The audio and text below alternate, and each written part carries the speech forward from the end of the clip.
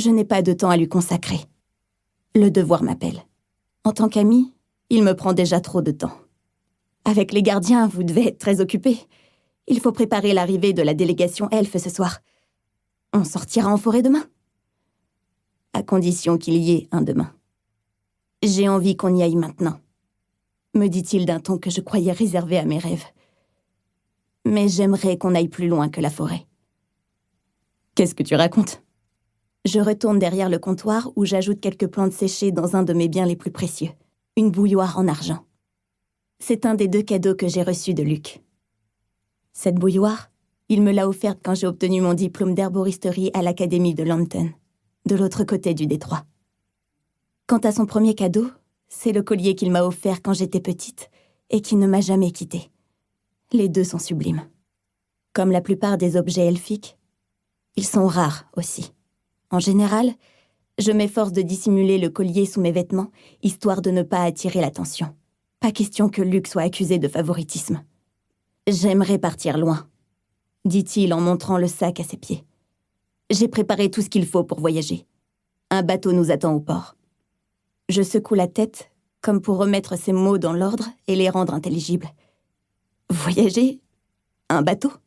On commencera par Lambton, bien sûr. Tu y as gardé des liens depuis l'académie, n'est-ce pas ? On pourrait loger chez certains de tes vieux amis. » Il me propose cela sur le ton de la conversation, comme s'il s'agissait d'une promenade sur les falaises au sud de la ville. Il me regarde droit dans les yeux, cependant, et c'est ce qui me permet de dire qu'il est sérieux. L'effroi a un goût métallique. Après, on verra bien. Ça te dirait d'explorer les grands déserts du sud ? Ou bien les montagnes d'ardoise de l'ouest ? Je me force à rire. J'aimerais croire qu'il plaisante. Qu'est-ce qui te prend ? On ne peut pas partir comme ça. J'ai des obligations ici. Et toi aussi, d'ailleurs. Qui réparera les os, stoppera les fièvres ou tiendra la faiblesse à distance si je m'en vais ? Enfin, pour cette dernière, je ne peux pas faire grand-chose. La faiblesse continue d'empoisonner la vie des habitants de Capton. J'ai beau me donner du mal, elle est toujours là. Notre travail, c'est ce que nous faisons, pas ce que nous sommes. Rien ne nous oblige à demeurer ici. Nous ne sommes pas comme les anciens, qui sont obligés de rester à proximité du fleuve, de l'orée, pour ne pas mourir. Nous, on peut partir, sans problème. Même si c'était vrai, les elfes arrivent aujourd'hui. J'ai un boulot à finir devant la mairie. Je ne peux pas laisser tomber tout le monde. Monsieur Abbott a besoin de sa tisane, et Emma de son fortifiant, autrement son cœur. Luc s'avance et pose les coudes sur le comptoir. L'eau est là. Il faut partir, dit-il à voix basse en désignant l'étage du regard. Mes parents ne sont pas encore réveillés. Leur chambre se trouve juste au-dessus de la boutique, et je n'ai entendu aucun bruit depuis 2 heures que je suis à mon poste.